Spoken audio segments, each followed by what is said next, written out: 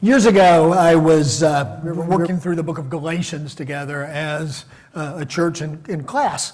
And I would talk, the book of Galatians is about we're saved by Christ alone, as we sang about earlier.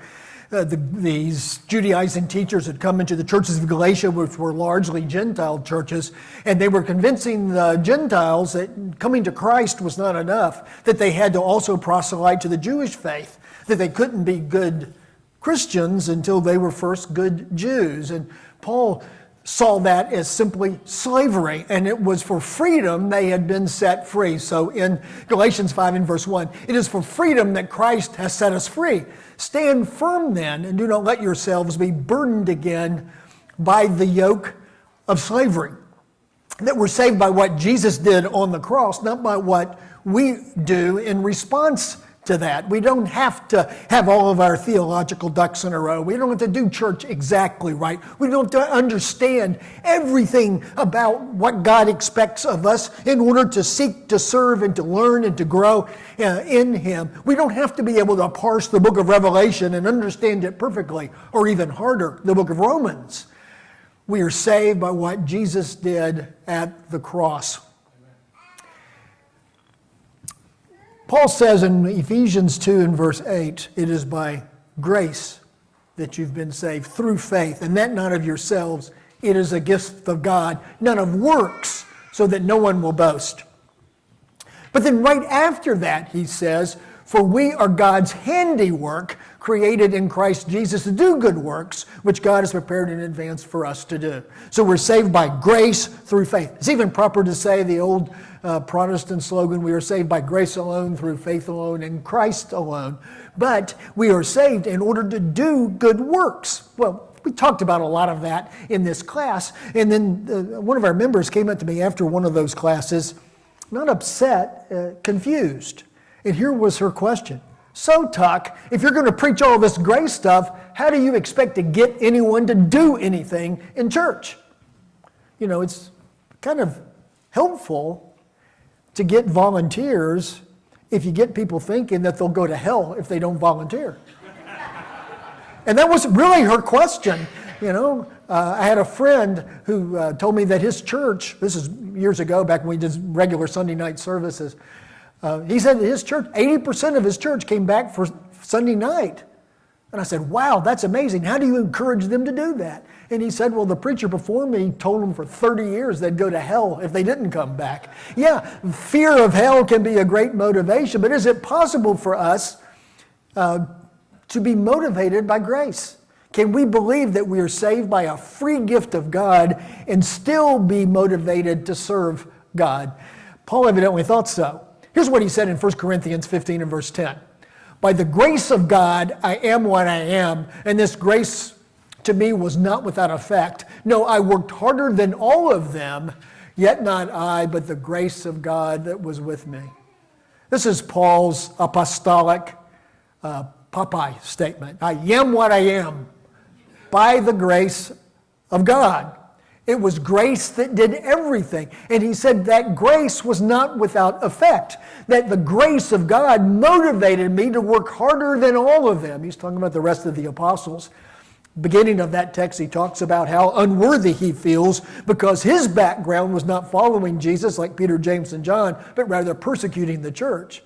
But he said when the grace of God changed everything, it also changed my motive to serve God. I serve God because of the debt that I owe Him. When we fully understand the debt of grace, the debt of love that we owe to God, then we will be motivated to serve Him.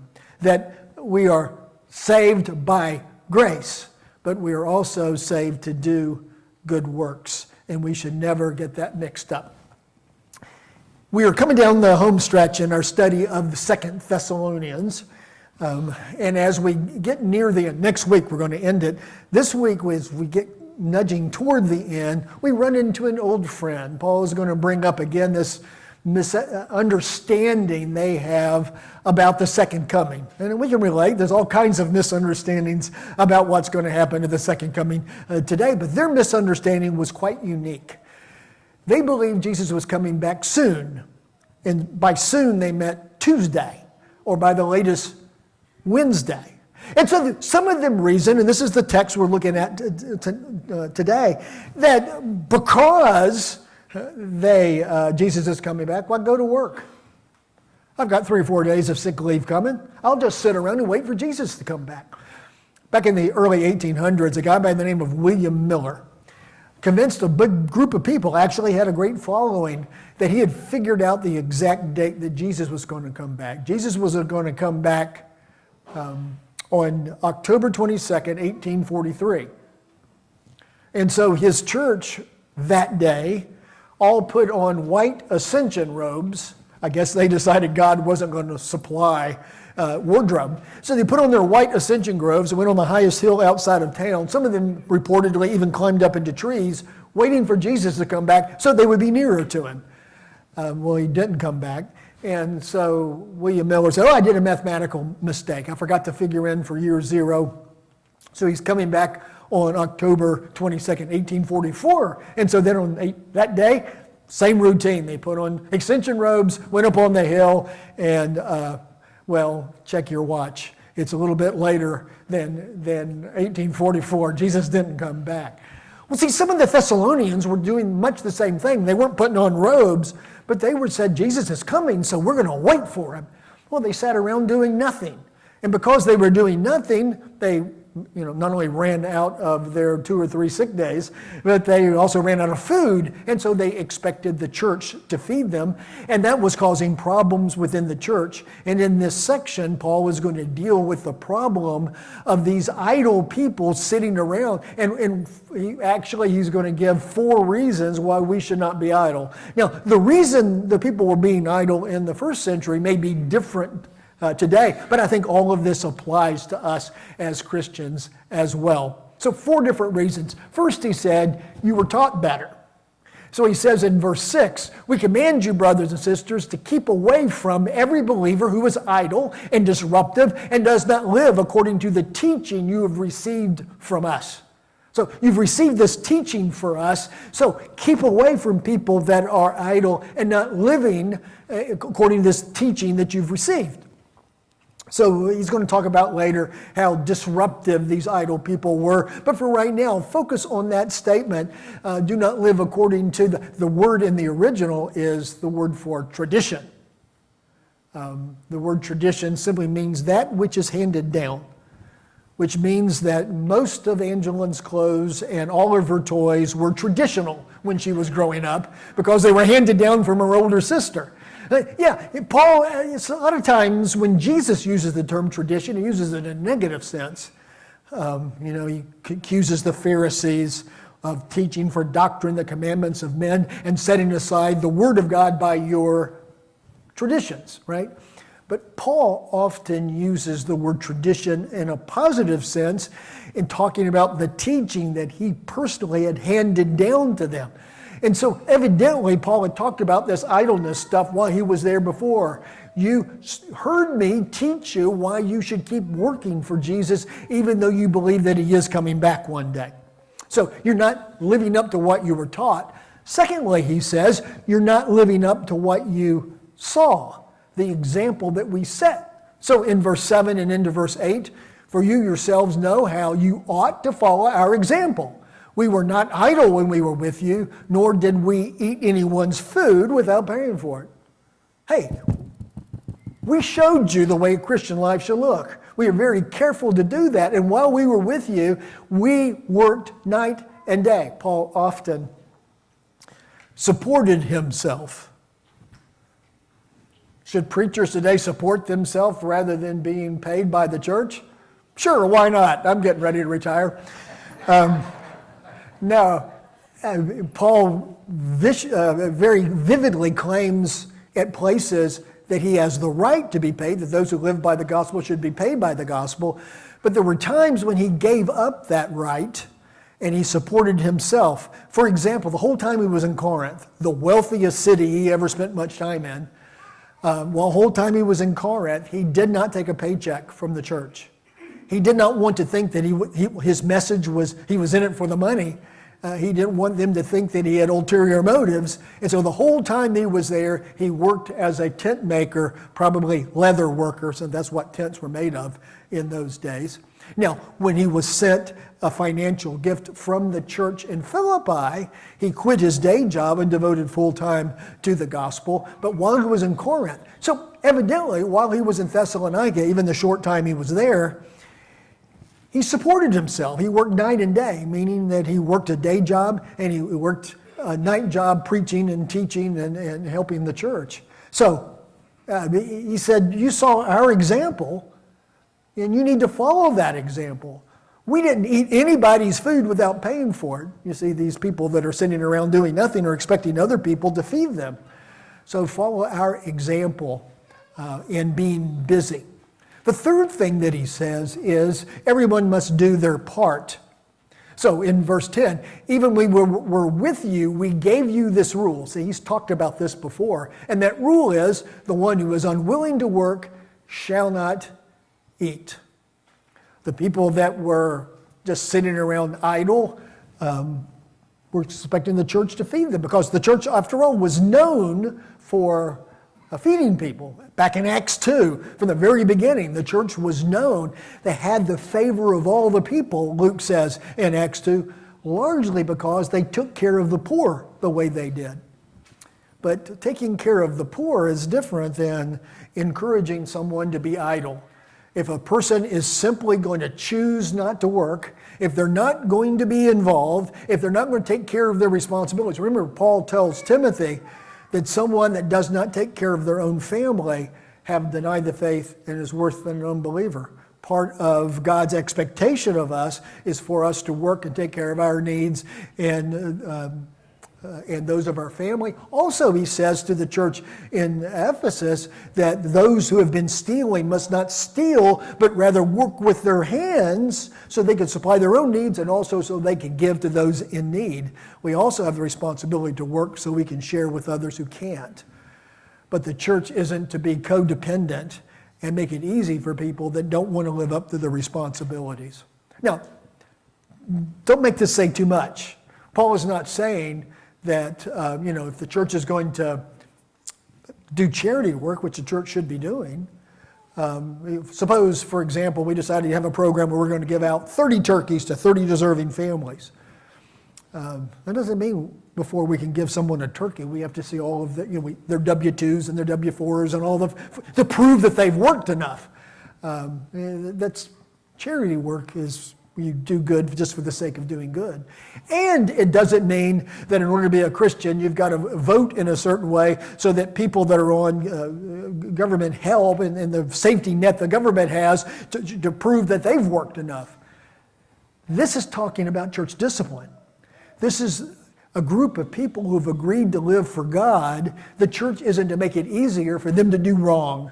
That the church is to let people, this is the church practicing tough love. And that is sometimes extremely difficult. Years ago, we had a family that they would not come to church for a year or two, and then they would show up, and you could start the countdown. The third Sunday after they started back, they would ask the church for financial help. And that went on for years. And at some point, we just had to practice tough love and say, if we're going to continue to help you like this, we're going to have to get more involved and expect you to do better with the money that you do have. And finally, he says, and this idleness is leading to division. We hear that some among you are idle and disruptive. They are not busy. They are busybodies. The idle hands are the devil's workshop, right? If you're not taking care of your business, you're going to get up in somebody else's business, right? And that's what was happening. Paul told Timothy, if there are widows in the church, and in that day and age there was no safety net in the society for widows, so the widow could fall back on her family to take care of her, but sometimes they didn't have family. And so his advice to Timothy is, don't put younger widows on the roll. Put them on the list of people to be taken care of. Rather, at least long-term, encourage them to remarry and raise a new family. Because a young, able-bodied person that doesn't have any responsibility and is just sitting around being fed by the church is going to gossip and cause all kinds of problems and divisions in the church. And that's evidently what was happening in Thessalonica. These people that were just sitting around idle were talking and causing all kinds of divisions in the church. And so Paul says you need to be busy working. Remember the old story from Max Lucado where he talks about this camping trip that he goes on with his best friend Mark and his dad, and they're going to spend a week camping and going fishing all the time. So they get there and they set up camp and it rains. And it continues to rain. And so the first day they couldn't fish, so they just sat around telling stories and telling jokes and playing games, and it was actually quite a fun day. The next day, it was raining even harder.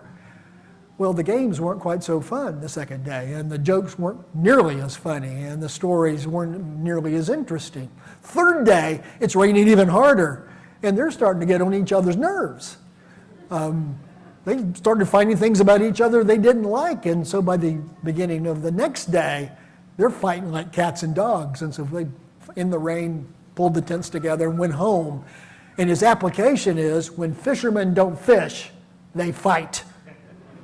That was a problem with Thessalonica, and that's the problem in many churches today. We don't spend our time working for God. We don't spend our time sharing the gospel. We don't spend our time helping the poor. We're just sitting around navel-gazing, and so we get on each other's nerve, and that's what causes, we're not working together, so we're fighting one another. So the church at Thessalonica had this problem. You had some people that were sitting around and not being busy in the work for the Lord, and they weren't being busy taking care of their own needs either. And it was causing problems in the church. Paul says, that's not what you were taught. That's not what you saw in our example. That's not the way you build community together, and that's how disruption happens in the church. So you need to be better. Everybody needs to be busy and serving the Lord. And that's the application for us today. I remember years ago, when we were first, and this is years and years ago, we were first talking about the possibility of maybe not coming together on Sunday nights, but rather starting small groups in different homes. And so the elders put out this questionnaire. What do you think?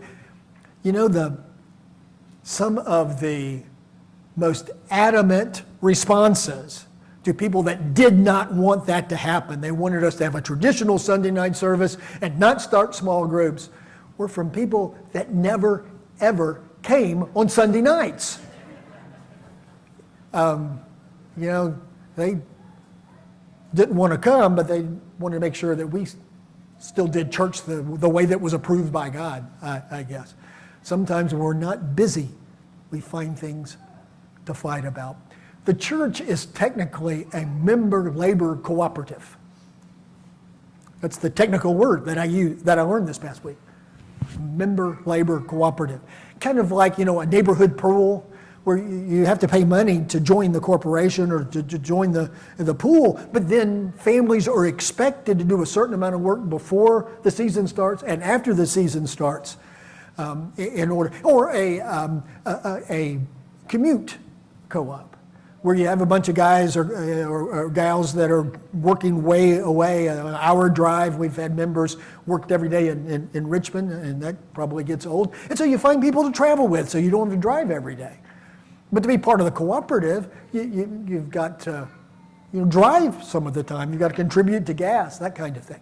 Or, a child care where families take care of each other's kids when needed. Or food co-op, where you grow potatoes and corn, you bring those in, and if you contribute enough to the co-op, then you can take home some potatoes and some other things, that kind of thing. But what happens if somebody's part of a co-op like that? They don't do anything. They go swimming, but they don't pay a membership, or they don't do the work that's required. They're part of the commute, but they never drive, and they don't pay any gas money. You know what Paul said, right? We just saw in this text. The one who does not work will not go swimming. You get kicked out of the pool association. And That's kind of what is going on in the church. We are a family labor cooperative. Now, we hire some folks to do some specific tasks, but by and large, the bulk of the work of the church has to be done by members. We are to come together and work together and not be idle together. Or else, when fishermen don't fish, they fight. And that's sometimes what has happened. So the obvious question as we close is, so what is your part in our little family cooperative? Paul insists that we not be idle. What's your part? I remember an old story of a guy named Bill. Bill was a really lousy student. He barely got by. But he had a job bagging groceries at a local grocery store. And so that's what he did. He really enjoyed that. And he somehow scraped by and graduated. And after graduation, he got a full-time job bagging groceries at the same store. Didn't have a lot of drive, a lot of desire to do better. So he just kept on bagging groceries at that same little grocery store. And he did that for 65 years before he died while bagging groceries at that store. Well, sometimes later, somebody asked the grocery store owner, so are you going to fill Bill's vacancy? And the owner said, well, to tell you the truth, Bill didn't leave much of a vacancy. I wonder what would happen if all of a sudden you disappeared. Would there be a hole in the work of the church because you left a vacancy? I know if we came in for services on Sunday and the building was a mess, trash cans hadn't been emptied, nothing was straightened up, we would know that something happened to Evie. That would be a vacancy. We'd have to go check on Evie to make sure nothing had gone wrong. So shouldn't we all leave a vacancy? Don't be idle. There's an old hymn they're getting ready to sing that challenges us, work for the night is coming. Because when the night comes, our work is over. As we sing this song, the elders will be at the back of the auditorium. And if there's something that you're struggling with that you'd like to share with one of them, they'll be back there for you to talk to, maybe to pray with. Or if you are ready to state your faith in Jesus and be baptized, then we, again, encourage you while we sing, go ahead and go to the back. Let's stand and sing.